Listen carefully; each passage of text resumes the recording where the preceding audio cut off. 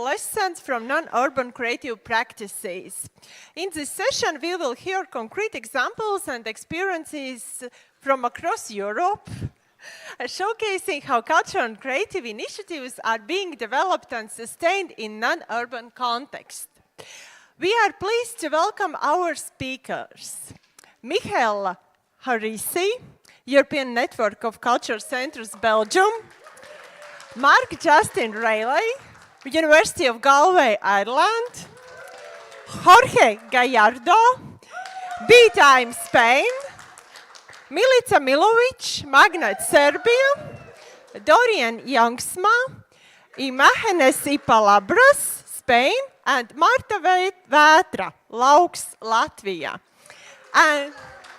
And special thanks to you, Marta and Madara, for the tea. You may have already discovered LAUX contribution in your conference bags. The tea consists of 3 plants which can be found growing across all lab territories. Please join me welcoming our speakers and moderator, Oleksandra Nenko, University of Turku, Finland.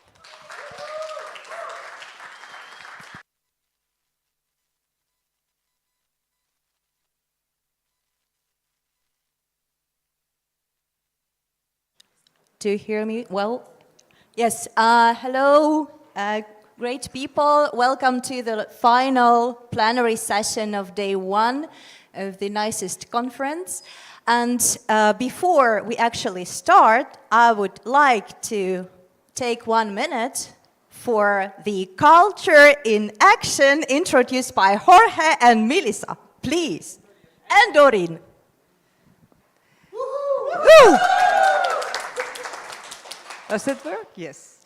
First question. Maybe the very, very first question is, we are not that many anymore. Maybe we can become a little bit closer so that it looks like we are, if you wish. Yeah? And if not, you can just be spread around. But the first question is, please raise your hands. Did it rain in the place where you were last Thursday? Raise your hands, please. Not so many hands, but we have some. Thank you. I don't remember. So we were talking with Marta about rain here, and we need rain here, they say in Latvia. So we are going to invoke, you say invoke? Invoke rain, okay? So first, I will ask you... Invite rain. So first, I will ask you if you want to say the word rain in your own language. Okay? All together. 1, 2, 3.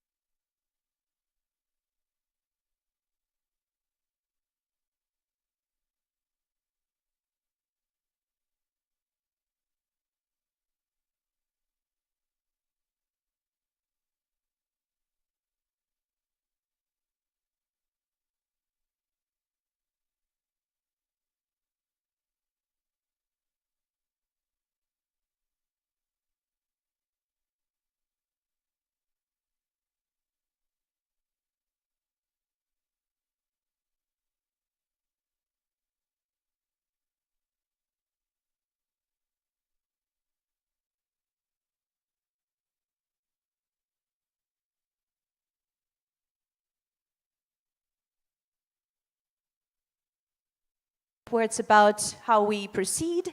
So now we will be having a round of presentations, which we structured together. And after that, we will have a moderated discussion following the questions we also discussed together. So all of this panel was actually designed in a participatory manner, and of which I'm really proud and also thankful to all of you for active participation.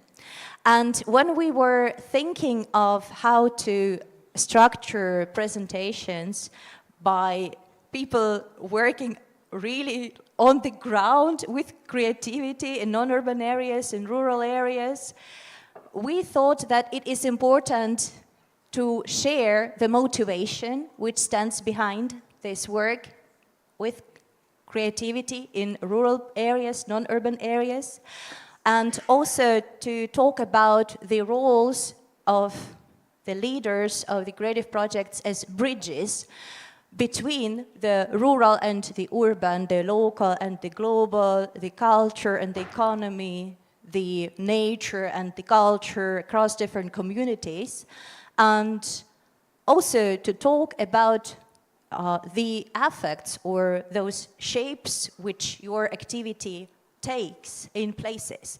So what are the impacts? Maybe we don't like this word, but it appears from time to time. Or what are the affects, or what are the affects and other kinds of changes, or maybe not changes at all. And also for Mark and Michaela, with this insider-outsider perspectives, we also invite you to reflect upon the reason behind being in rural areas for creatives and for their roles as bridges and connectors and shapers of places. And now we will have the round of the presentations after which we will go into the discussion, and I hope we won't go over time and have some time for the questions. Okay, thank you. And I guess that now the presentations will switch, yeah? One by one, yeah.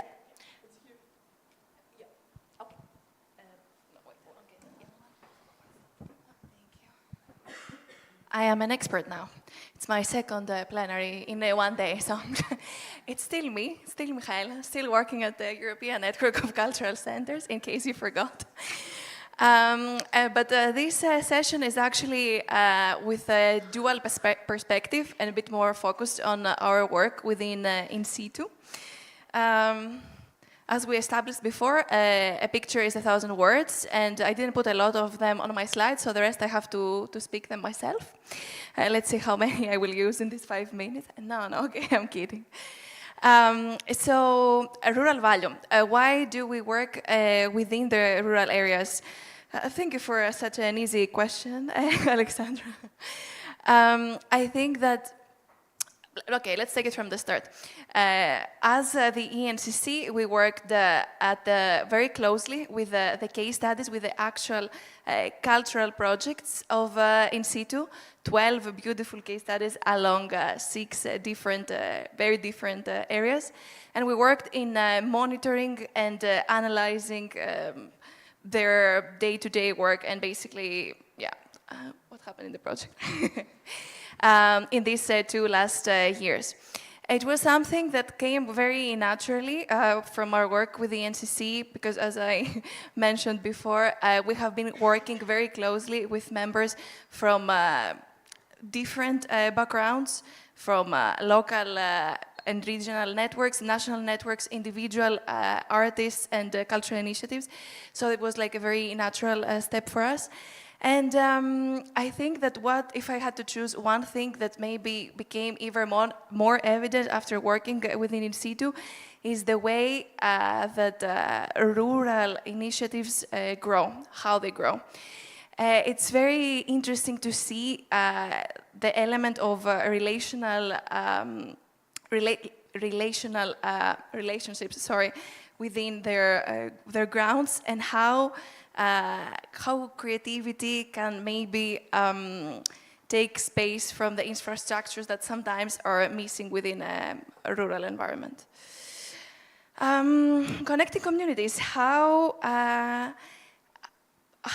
relationships being breached in rural areas? I think that it was not a surprise for any of us, but it's also always impressive to see the beautiful relationships that were created through our projects.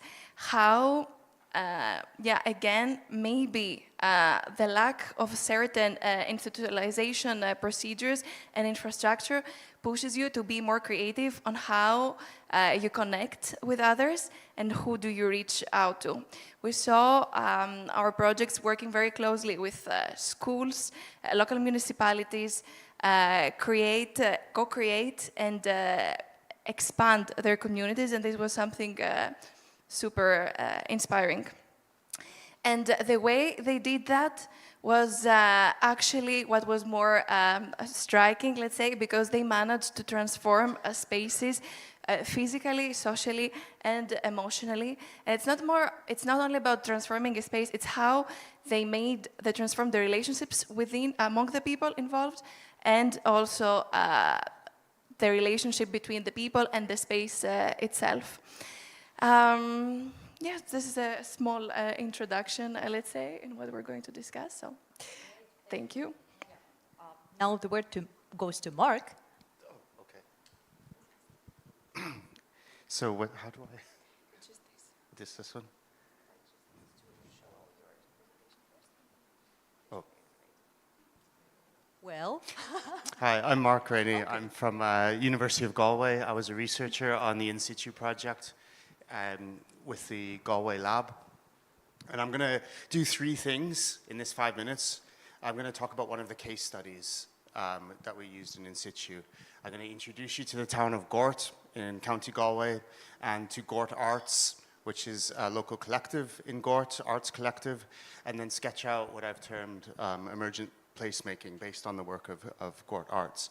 With the In-Situ project, we're really bearing witness to a paradigm shift in how we view and imagine peripheral areas and sites of creativity and hubs of cultural production.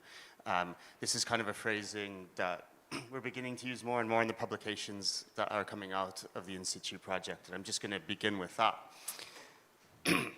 So with In-Situ, there was 12 case studies based in the 6 lab regions. The lab regions were sites of research and practice. We had 2 case studies in the western coastal periphery in Ireland, so in County Galway. One was Gathnahoga, the voice of youth, who did work in Abbeynockmoy, and Gort Arts. And I'm going to speak about Gort Arts. So I'll show you Gort here. It's on the southeast of County Galway. It's a town of 3,000 people. Its full name in the Irish language is Gort Inse Guera. That means Guera's island garden. It's named after Guera Anye, who was the king of Connacht in the 7th century. This is kind of an overhead view of Gort. Like many small towns in Ireland, it's basically based on a crossroads. Gort is perhaps most famous for 2 things. One, it's the site of Coole Park. That's the estate of Lady Augusta Gregory, who was a central figure in the Irish literary revival in the late 19th and early 20th century. So you had W.B. Yeats, J.M. Synge, George Bernard Shaw coming to Coole Park, where Lady Augusta was. She was also a playwright and folklorist. Gort is also one of the most multicultural towns in Ireland. 1/3 of its population non-Irish citizens, mainly Brazilian, and this is from factory workers coming from Brazil in the 1990s to work in meat processing plants. And that's, so it has this interesting cultural impact as an example in rural Ireland. Gort Arts was established in 2022 after the COVID-19 pandemic. At the time I made this slide, it had 25 members. That might have increased. Actually, I'm sure it increased. And it's a mix of artists. It's a collective of artists from different backgrounds, different levels of experience, and from different disciplines.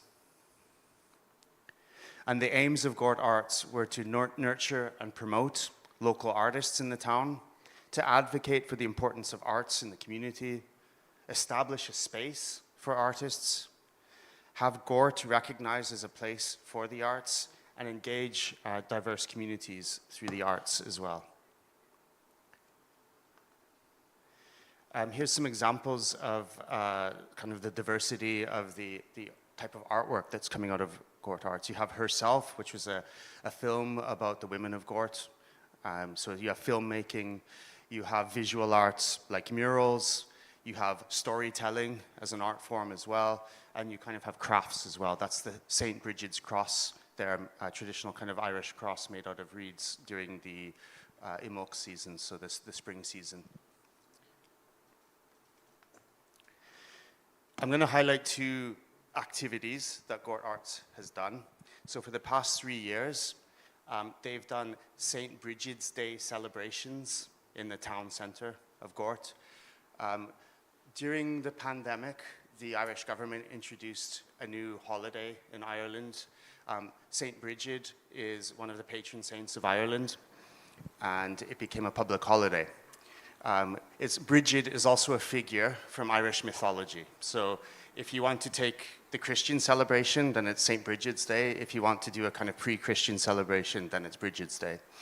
And the main thing is the St. Bridget's crosses made out of reeds and the St. Bridget's cloak. And what the Gort Arts started doing was doing a kind of public processions and celebrations in the town spaces. So processions on the street, celebrations in the car park that included like music, working with, doing workshops in advance to make lanterns, paper lanterns, to do work about making the cloak. And, oh sorry, I'm pressing the wrong button there. Having cultural activities there like fire dancers, and then also putting artwork in the shop windows of the town as well. So it's using this diversity of spaces to bring the community together. Gort Arts has also done for the past 2 years a members exhibition, which is this kind of multidisciplinary art exhibition using some of the vacant spaces in the town, but also not just containing it into an exhibition space, but having local youth musicians lead processions around the town to the space as well. And, oh, sorry, I didn't know I was going to jump ahead. That was the last slide. What came out of this was a kind of an idea of emergent placemaking. So when we think of placemaking, placemaking is a multifaceted approach to improving, managing, and enhancing neighborhoods, towns, and cities that emphasize the importance of public realm and everyday spaces. And this can be top-down. This can be strategic. It can be local councils, professional urban designers, spatial planners working to improve spaces. But it can also be bottom-up or emergent, and it's local communities, local people working to improve their spaces.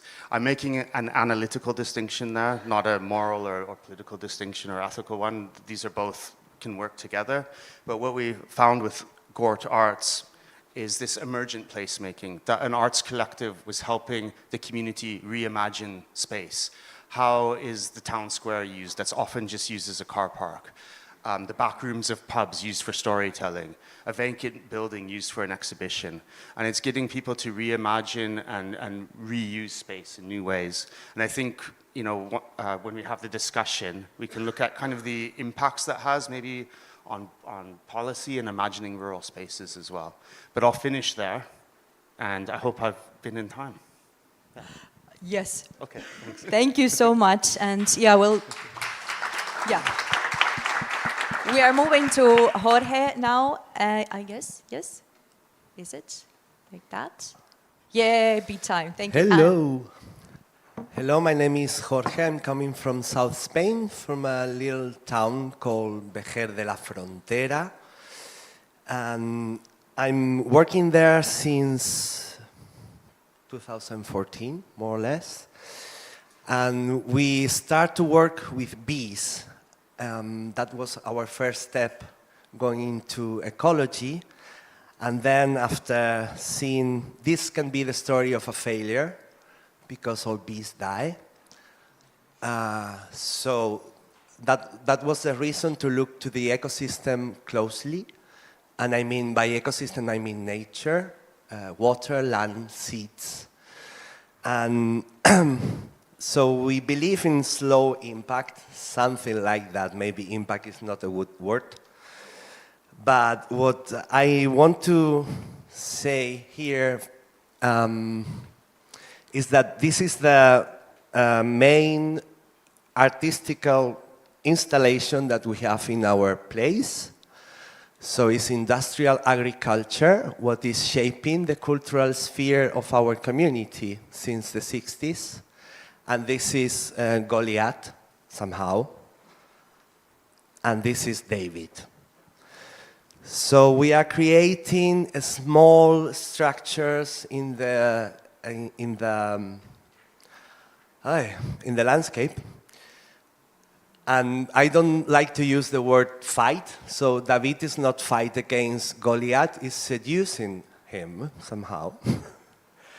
So we start to talk about thresholds, places and bridges, because in our community, people, when you talk about agriculture and the culture that are embedded in this agriculture system before the mechanization of the field, you can feel that people want to forget about that because that means to be poor and to don't have a toilet and yeah, a lot of things. So my parents were born there, my aunt is still there, but everything changed with the mechanization of the fields and also with tourism that arrives there because we have great beaches. So what we are doing as a little Davids are making bridges with education mostly, with several projects. This one was about sea level rise, and we do a work with mapping, with origami in several schools. And another thing that I want to highlight is some idea that came after our conversation that was about tunnels. I was talking about bridges because we are building bridges between this generation of people that feel that their culture is devaluated and they don't want to go back there. But in terms of regeneration the land, we have permaculture and a lot of people coming from abroad working also there. So we have two kinds of communities, like the hippies that came from England and other places, and the locals who now goes into tourism and feel their values somehow pisoteados, devaluated.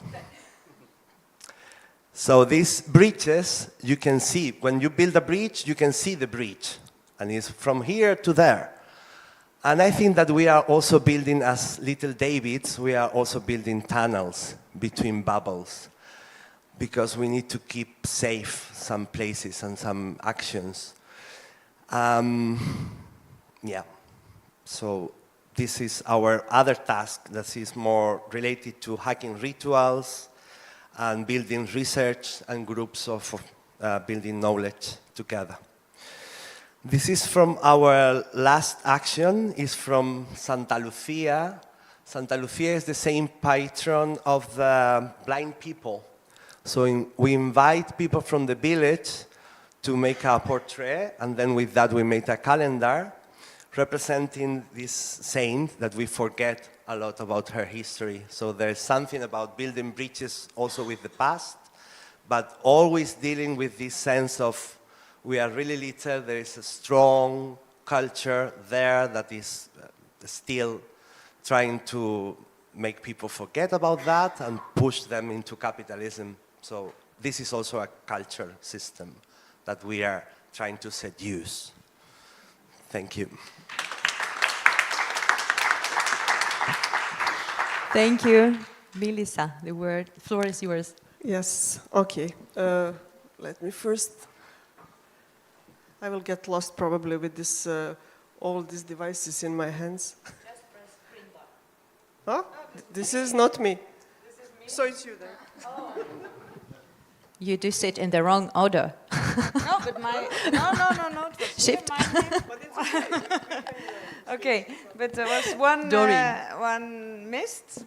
Oh, because there was no title, and the title is important in this case. Yes, that's it. Because there's a question on top of it. I think, as I think we can seduce from what we've heard until now, that most of these rural projects, they have almost all a very strong personal story behind them. And that's why people ask me this question: what does a Dutch woman do in an almost abandoned village, running an organization for creation and promotion of contemporary art? It's funny that because people always feel the need to ask, you have to explain, because you're in a village doing this. Whether if I would have become a geography teacher, I don't think I would have had to answer so many times this question. And then when I answer that this is exactly what I'm doing over the last 25 years, they sigh and look a bit surprised and say, oh, then you must really like the place. So then it's about where and not about what. And they also ask why. But normally the people ask what you are doing, not where you are doing this or why you are doing this.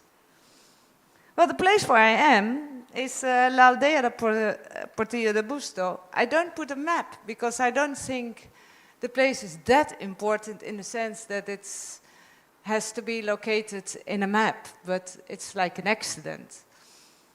It's an empty place, as you can see. But to place you on the map, I do tell you a little bit what we have there now, 25 years later. There's a huge workshop. There's a gallery of arts. There's a house that is used as a hostel. There's another house that is used as a residency for artists. And there's a huge amount of terrain around, both in property and communal, where some donkeys just eat and grow fat. That's what they have to do. These are the workshops, the other one is the gallery, the outside places, the hostel, and the donkeys.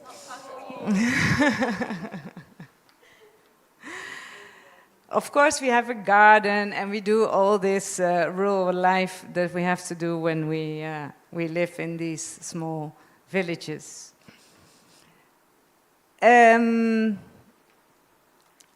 Living in these villages and creating cultural projects, you really have to be original with finding your way on how to organize them.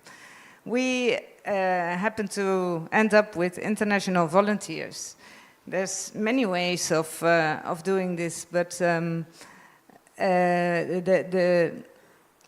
life itself should be creative in these villages. It's not only that we do a creative program and we invite artists to come to our place, but the whole daily organization of life in these villages is a creation at itself. And the whole construction of the building you just saw, we have done it over 10 years with more than 200 volunteers passing by. So the aim was not the building, the aim was how to organize ourselves every day to reach what? To the end of the day. And then tomorrow we'll see again. I think that's one of the good lessons we can also learn from our past peasants and farmers who were depending on the weather, as we asked you about the rain, because you will remember when it has rained for the last time, if you depend on the ground, as Marta does.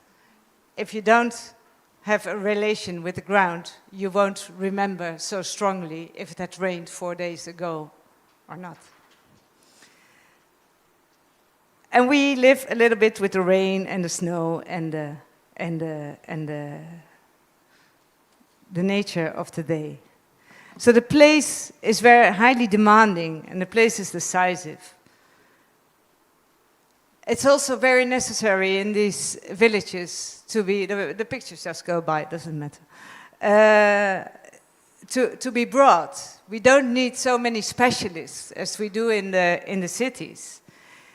It's much more useful if you know a lot of things, a little bit. You know, you do a little bit of wood chopping in the mountains, you do a little bit of gardening, you do a little bit of construction in your house, and you do a little bit of organization of cultural events, and you do a little bit of cooking, and you share. And that's much more useful than when you have done 3 masters and you speak 8 languages. So I think the curriculum in the villages is really another one that we need, and the one that we need in cities. But then, as I asked this morning, this dichotomy, this difference between urban and rural, does it really exist? On one hand, on one part, there's a big difference between the city, because turning a car into a flower bed and have it run through the villages is in the city not really an option, whereas where I live, there's no problem. They've never stopped us.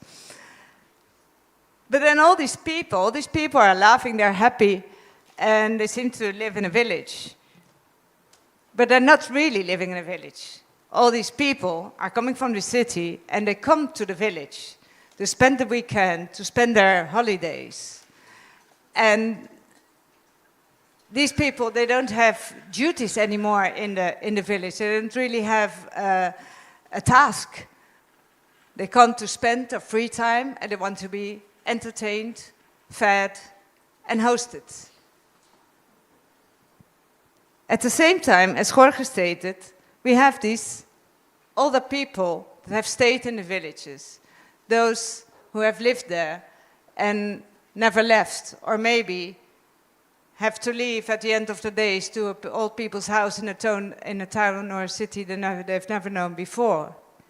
These people have become a little bit a victim of themselves, to state it very hard, because it's this generation that pushed, at least in Spain, that pushed their children and to grandchildren to the city to tell them that the good life is in the city. There is where you live, you can earn your money, you can buy an apartment, and you can raise a family. The countryside in Spain, during many, many years, hasn't been a serious alternative. We could see this big change when our volunteers, mainly international volunteers, came to the village, and they were really interested in these people's lives. And they were surprised, because there was never, ever anybody interested in their lives, in their practices, in what they have done in the earlier days. So talking about bridges, these bridges, to cross the bridge once doesn't mean that you can't go back. I think there's always 2 ways. So that question is whether the place will resist future.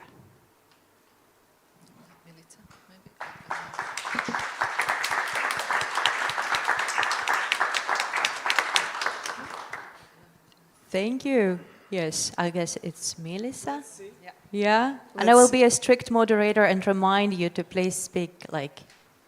To what? To be shorter? Well, not shorter, Don't worry. but, you know, to I'm be not, like if you in give time. me to dig the garden, I will do it for hours. If you give me to present something, I will be short. I know. That's why, yeah, time Don't is worry. relational. Just try to remember that Yeah, it of course. exists. We can just do the exercise. I don't need to talk even like... okay. Hello, everybody. My name is Milica. I come from Serbia and presenting a magnet organization. Magnet means the same as is in English, magnet, yeah. So, like you can see the roof from the air. This is the roof of our house. I will tell you later a little bit more. And it's like place created for the need to build a space for connection between people, ideas, art, and community. We were all all our members came from different organizations and different like backgrounds, and we really felt the need that, we actually felt that there is no space for non-formal educational activities, residences, but also community houses where you can bring community together. So from that need, we find this very small village, Veliki Gaj, in Vojvodina region, actually just on the border with Romania.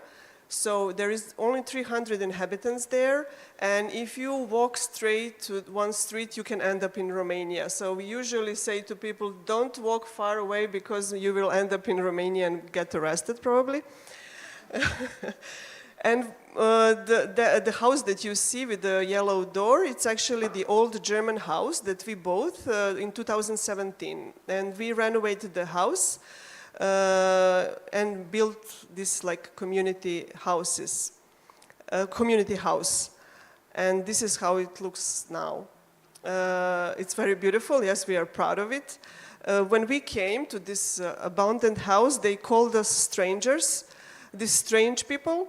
Not strangers, but these strange people, and until now we are in 2026, and now they call us, these are ours. So now we belong to community. And when we become ours, like it means a lot, yeah. So this is the community house, how was building, with a lot of volunteers, of course. We were trying to invite communities in different ways and to really build this trust in the community.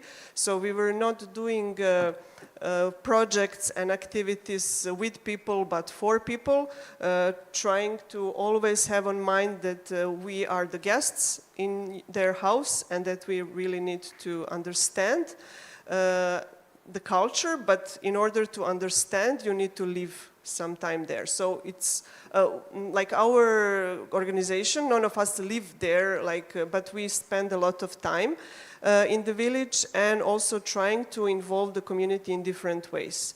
And what is the basic way to invite the community to join you? Drinks, food, and the most important thing, it's hairdressing. Yeah? So, like we were thinking, what is the best way actually to invite males and females? Because, you know, females will always come. They will join to cook, to whatever, to just chit-chat. But how to invite people to join you, to enter this house and see that we are not strangers? So we invite some hairdressers from Belgrade, and we offer the free hairdressers, so it was really great. You can see we also built a fire, so people would then come, bring bread, small pastries, different kind of sweets, and then in that moment we become ours.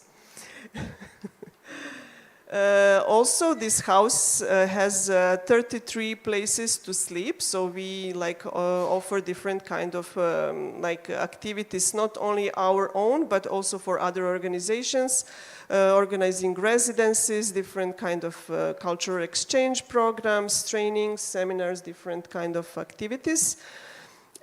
Also, what is very important is that we try to always involve community in a sense that when we have to have a cooking team from the community, also our neighbors are the housekeepers, so when we are not there, they are taking care of the house. We are also inviting always people to shape their space and place, by painting the walls. So this becomes public spaces that, should I be shorter?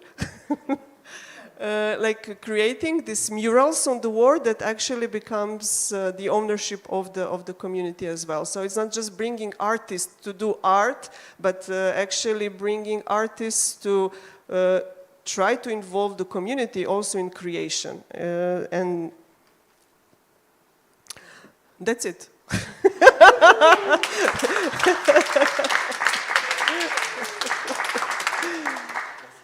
Thank you so much. Marta. Hi. Hello, sorry. I've got too many hands now. Can I? Right. My name's Marta Vatra. and I represent one of the in situ case studies. Together with my wife Madara, we are LAUX, a company, a private company. Yes, we are business women in the countryside. And we're new to this. We're in our late 30s, but we're new to all this because after graduating history, we moved to the UK for 12 years and lived in Cheltenham. And Madra was working in building career in restaurant management, and I was running an indie fashion shop. And then the land started calling, and Latvia. Really, well, I never wanted to leave Latvia, but we sort of did. And my parents own land, and they were just renting it out to other farmers. And just before COVID and during COVID, we were just sitting around and discussing what would our ideal life be if money was never a problem. And so, what would we do with our time on that's allowed, like. That we have to live, and we kind of just discussed that we'd like to just grow a garden, grow flowers, vegetables, cook good food, host lovely dinners with good conversations, and that's what we would like to do with our time. And then we thought, well, sod it, we'll never get the money to do that, so we'll just make money whilst doing it. So yeah, that's us in our now natural habitat. And we're just very privileged and very grateful that whilst doing this, we get to hone in different skills that we have had over time and have accumulated over time, like, I don't know, like cooking, design, copywriting, a bit of painting. Well, Madra's great with drinks, and photography, marketing, floristry, sewing, and like. We've put the Isle of Lewis chess set because there's this thing that you need, it kind of is considered that you need 10,000 hours to become an expert at something, but actually just to do something passable, you only need 20 hours. And whenever we start new thing and it all goes to pot, we just say to each other, 20 hours. And honestly, it's enough to just grasp the idea of things. So yeah, just do it for 20 hours and you'll be fine.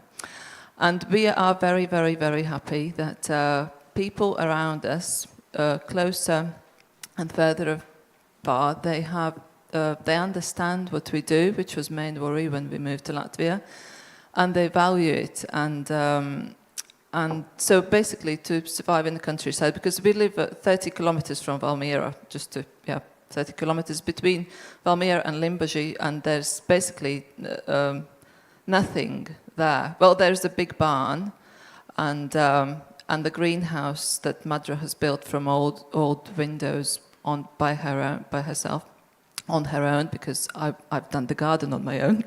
And so we do these seasonal events where we invite people to share the space and enjoy the food we cook. And for Christmas, we've done, for 3 years in a row now, we've done Christmas shop in our barn, and that has become just a beautiful tradition for both of us and lots of people around as well.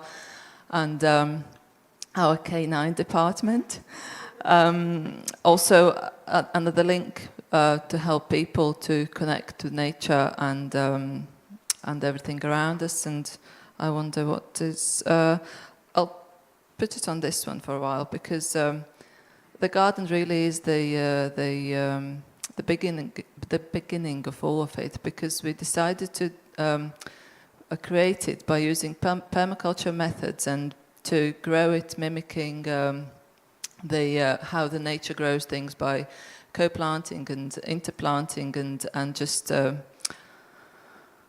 growing lots of things together. And that is how we run the business, and that is how we aim to create our community. That one thing that, I don't know, leftovers from one side, kind of something, is they are resource for the next thing. Like, I don't know, we'd grow things and and then we'd compost them, or we'd dye with them, or we'd cook food and take photographs of it and create cards and so on. The cultural aspect of it, because where we live is quite rural, and there are 2 villages around us, but obviously not everyone's like-minded everywhere, and statistically when you're somewhere remote, you're less likely to find like-minded people. So there are people who get us locally and who are very supportive, and we're very, very grateful, but also like people who just don't mind that we're there, and that's enough. And so we are growing our community via social media like Instagram and Facebook, and we're very lucky that people come to us and they like what we do, and they kind of get inspired sometimes. And then to give more to the locals, we based on this old 18th century weaving pattern from the area where we live. Last summer we made a raised bed that I'm yet to plant, but we've got to be here. And then to talk about it and to talk more about the local history, because we're historians, we like and we created a little forum, like the Peasants Forum, because we're peasants now. And we had also our mentor from our in situ mentor coming and talking, as well as local historians and local just ladies. And this year we'll do it again, and also there is an archaeological dig. There will be an archaeological dig nearby, and we'll host an event like that, but full of archaeologists and local people who will be interested in it. So I'm just very, very happy that by doing what we do, we can bring like quality, well, in my opinion, quality, like, I wouldn't say education, but information about the place, to the place, which is very, very important to me. I don't know whether it's time or not, but like, I'm just very, very grateful and happy that we can do something that's truly fulfilling, that matches our personalities, and it makes us work with all of our bodies and with all of our mental and emotional capacity. And it's really just, it feels like by doing what we do, we can truly be a human and fulfill full human potential. And I really, really wish that everyone just had a taste of that in their lifetime. So I'm just very happy we can.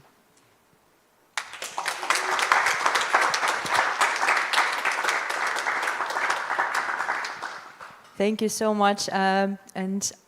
Frankly speaking, this kinds of values of being there and having this intimate relationship with the land, with the place, is what I also feel myself and what I relate to. And it is so personal. So I guess that speaking of these human things and about love to place, or topophilia, as environmental psychologists would say, this is what we can actually do when we speak about creative projects in non-urban areas or beyond the cities, wherever they are, really.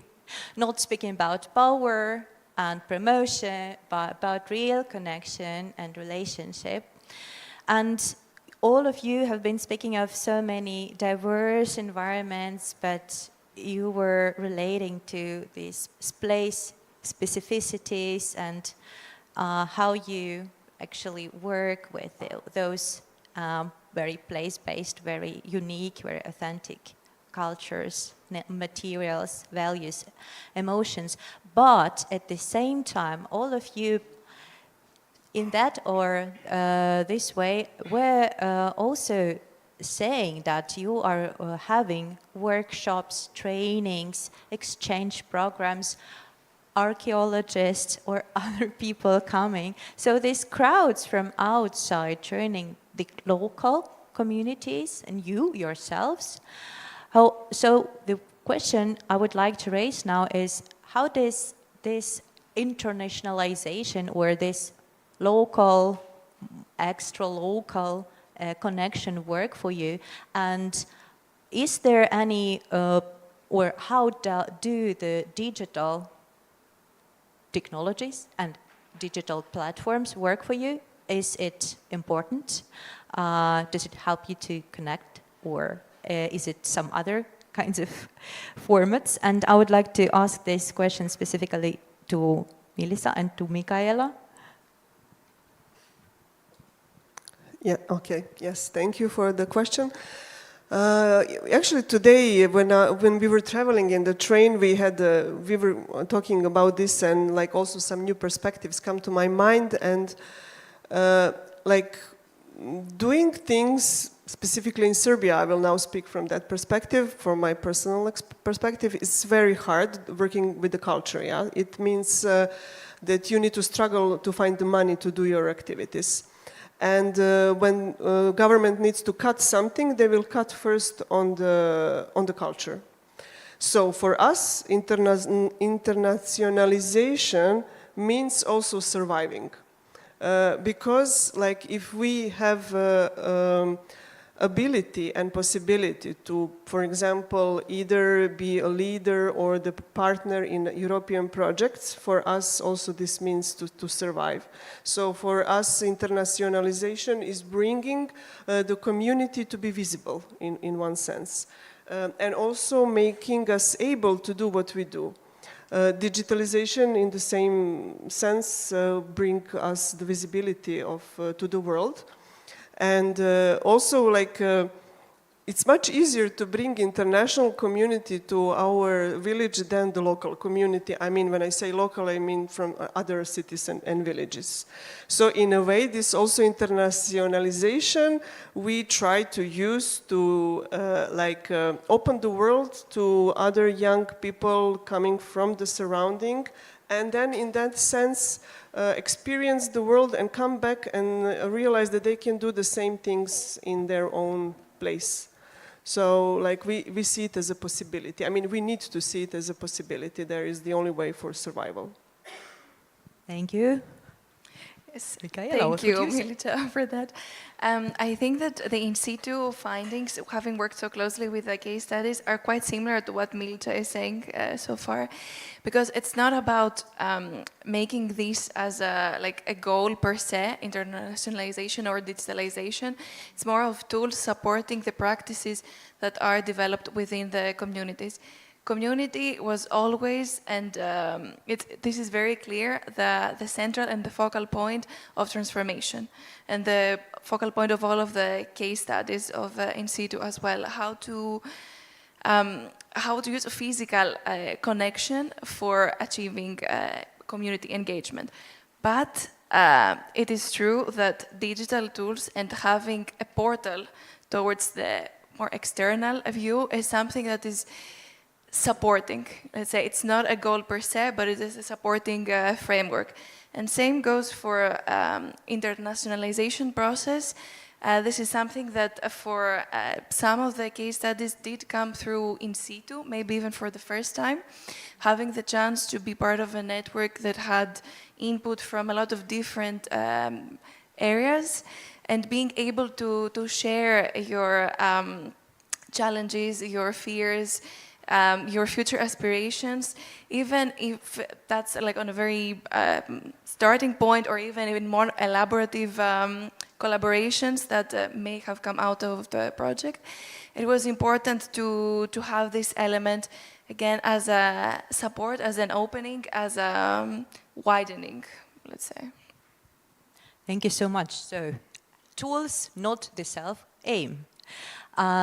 Also, I wanted to ask you all, but referring to Dorien, what you said in your presentation, that there was this kind of stereotype or this surprise about you, a Dutch woman, being there alone in a half-abandoned village. So you were challenging the gender expectations, I suspect.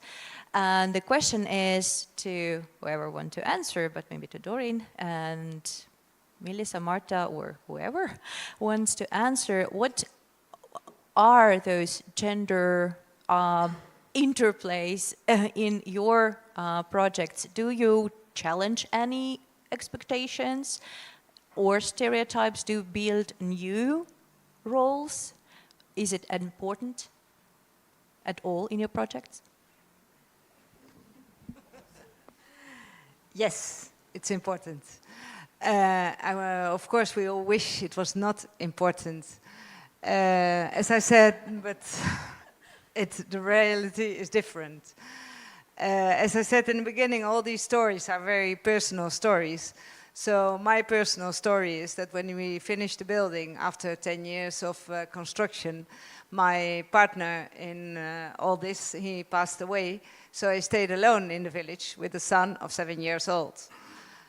Since then, I'm running the project not alone, because there's a lot of people around me, happily enough, but I'm the only one living in the village together with my son. So doing the day-to-day basis. In the village, we are the only permanent inhabitants, but there are people coming for the weekends, as I showed you in the picture. And these people, most of them, they're originally from their villages. So that's the traditional conservative culture that they bring with them, that although they live in a city in a completely different context, as soon as they step into the village, it seems that all this history comes back to them and they behave exactly as they would do their grandfathers. I could write a whole book about this, but I won't do that. I think I will be optimistic, and I think things are changing. First, culture projects really have an important say in rural development, I think all over Europe and maybe all over the world. In culture, it's a movement worldwide, mostly run by women. Just look around and count. We are always majority. So there is a difference coming.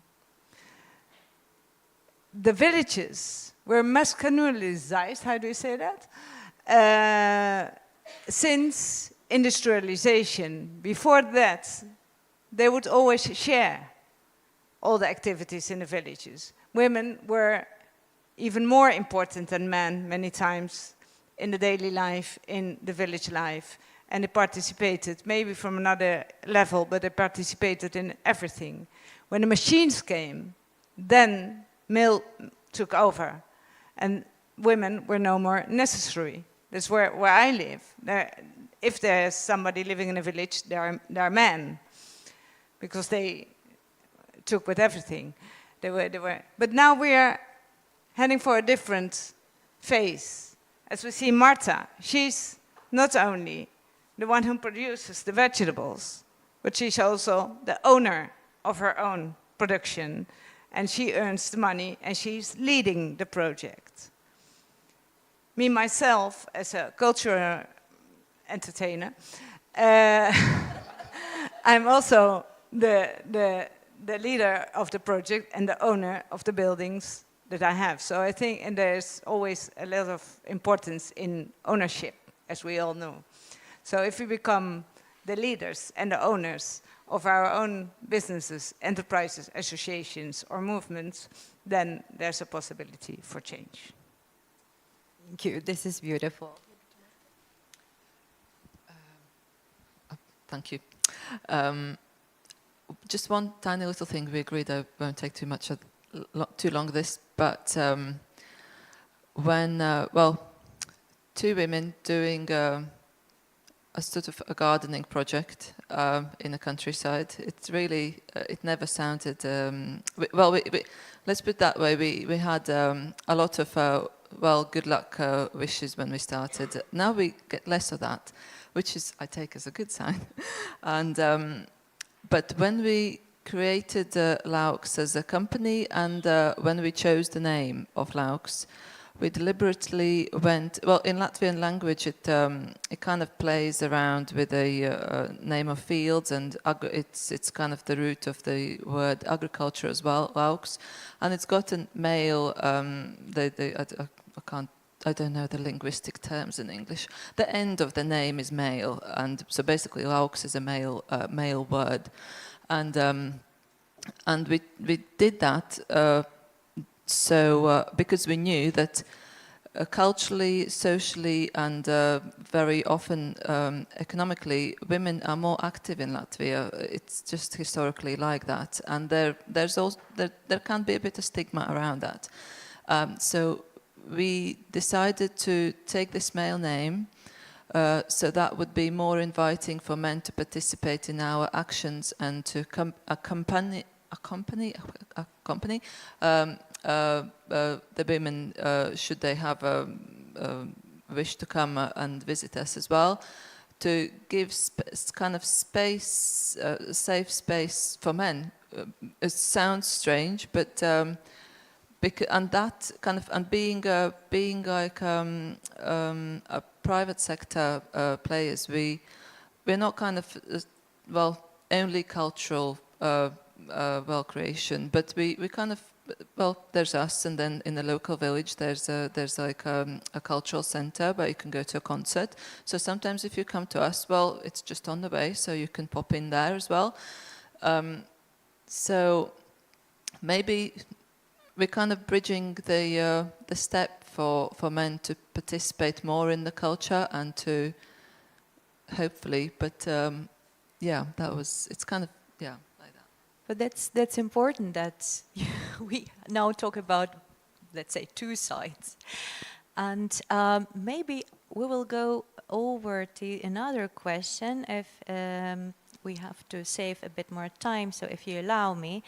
I would like now to pose the question to, firstly, to Jorge, about the link between, yes, because you had the bees, you know, and now you have the BeeTime. So there was some of a transformation, and as we know, it was a bit of a trauma. So I'm sorry to say so. Paradoxically, traumatic and tragicomic, but it made you thinking about creativity and environment, going deeper into the ecosystem, as you mentioned. Do you see, or how do you see this connection between the creativity and place-based creativity and environmental change and ecosystem knowledge of the ecosystems?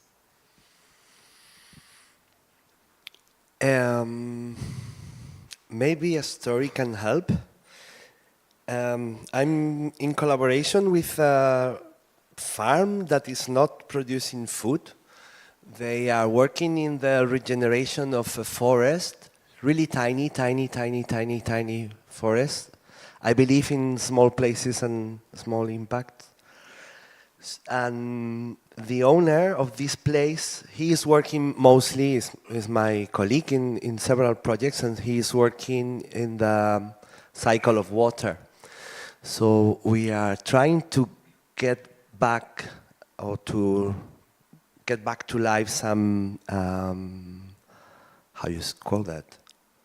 Springs, okay? So, and he is planting now, they plant, I think, like 2,000 or more trees. So his vision of the place is over his time of life. So somehow he's producing an art piece with a lot of people that he never will see. In those terms, I believe that when you are working with ecology and with the ecosystem, in these places that are a lot of trauma in the land itself, so you need to deal with pain, you need to deal with failure, you need to be open to vulnerability and don't speak as you win always. Like I do this and that, no. And at the end of the day, you are really humble. So there is something about regenerative economy that is beyond your knowledge and beyond your life. and connects you also with the past. So somehow, yes, it's kind of being inside of the same creation that the ants and the bees are doing, and the spiders and the wind and the water and the machines. So there are many components to this ecosystem, including the machines. And continuing from this, I would like to still have this question about the connection between the culture and the economy. Because we know as creative entrepreneurs, micro-scale ones, there is often this kind of difficulty to balance between the cultural and the social and the financial, or the immaterial and the material. So here I wanted to ask Michaela to comment as our expert in finances, but also maybe to someone to pick up on that. Yeah. Okay, the expert on finances. Well, I'm joking, No, you no. know. Yeah, To have an no, overview. but no, thank you for the question, because this is something that it's also very much on the core of our work with the ENCC itself as a network of sociocultural centers, promoting culture as a sustainable mean, let's say, in any way. So I think that also what is very important, there are probably better people in this panel to speak about more concrete ways of how they have managed to create the linkages between culture and economy. But I think that it's important to make the to stress out the point that culture has a lot more value than just creating a revenue and these direct quantitative and percentages that we want to see out of it. I mean, of course, we saw here also in our panel and also in other discussions that the economical factor is quite important, and there are ways of how this has worked out, but it's also very important to understand how this is supporting it on a social and then relational framework, because through connection with the community, inviting people to participate, reusing cultural heritage spaces, reviving unused spaces that were not seen like this. These are all supportive materials that are actually supporting the sustainable development of local economy, even if maybe per se they're not directly, okay, this regenerates that and this. I think it's an important comment to make. Thank you so much. And while we were invoking rain, we were also losing some time of our panel discussion. And as I was reminded, we have 5 minutes, and I would like to pose the last question and to Mark, who has not yet spoken, about the future of the cultural and creative industries in rural areas, or maybe about the future as you would see it through the lens of the Gort arts. Yes.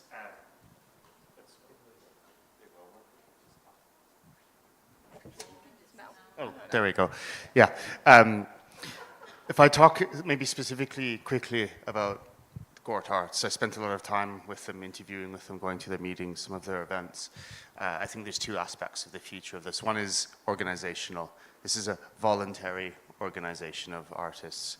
So the future of the organization is about how you're running a voluntary organization, how people leading it avoid burnout, how you change roles and step back from roles, and how you maintain institutional and organizational knowledge by doing that. So, knowing when you should step back and when someone else can step forward, but also maintaining the relationships with funders, local authorities, and community relationships while doing that. Also maintaining email addresses and social media and WhatsApp groups. Those are all like really important things for these kind of organizations. So that maybe isn't necessarily a particularly rural thing, that's more a voluntary thing. If we look at Gort in particular, as a small Irish town, there are questions over the future of small Irish towns. Does Gort become a commuter town for Galway City, which is also kind of a town as well, 80,000 people, but in County Galway, that's the main centre. So does Gort become a commuter town? Does it become a service point for more rural communities? People come in and do shopping and buy petrol. Is it just a thoroughfare between Limerick and Galway? Or is it something else? And I think that's that question of the something else is where the creative and cultural industries come into play, because it's creating sense of community, creating sense of belonging, and also imagining new futures as well. Gort also, the northern and western region in Ireland puts out reports. Gort has some of the highest vacancy rates in the northern and western region of Ireland, kind of commercial and housing vacancy. And there is a cost of living crisis, there is a housing crisis in Ireland. So how you use these vacant spaces is also important. And maybe arts and culture doesn't have the big political role that it might have, but just like showing how you can imagine using vacant spaces is maybe a hint at things as well. And I noticed in the Gort Town Centre First plan, which was, it's the local government initiative in Ireland, Town Centre First, is to get communities to imagine their development futures. And on the second page, it's just a big spread of the St. Bridget's Day festivities run by Gort Arts. So they're already in these kind of official documents, and maybe it should be included more. Yes. Thank you so much. We unfortunately have to stop here. We planned so much more and more inputs, but hopefully we can continue beyond the panel to discuss, and of course to discuss with the people in the room. And I am so grateful to all of you for being here and for sharing so sincerely all your thoughts and emotions and your stories, good and maybe sometimes sad, but mostly good. And on this optimistic note, we can end this panel and proceed swiftly to the rest of the evening. Thank you so much.